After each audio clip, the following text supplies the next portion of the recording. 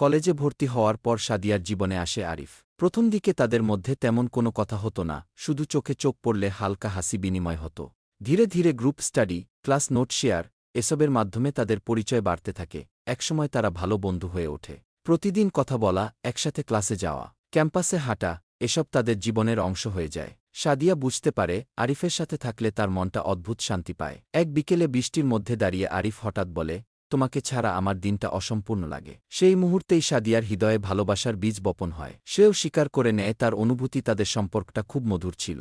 কিন্তু সময় সবসময় একই থাকে না। আরিফ ধীরে ধীরে বদলাতে শুরু করে। সাদিয়া প্রথমে বুঝতে না পারলেও পরে অনুভব করে কিছু একটা বদলে গেছে। একদিন সাদিয়া জানতে পারে আরিফ অন্য একজন মেয়ের সাথে বেশি সময় কাটাচ্ছে।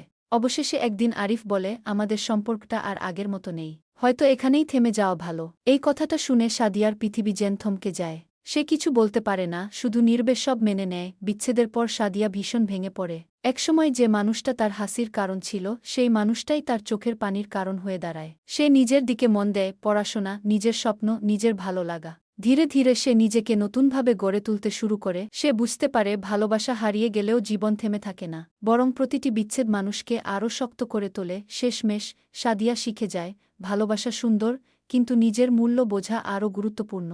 আর যেটা চলে যায় সেটা হয়তো কখনোই সত্যিকারের ছিল না।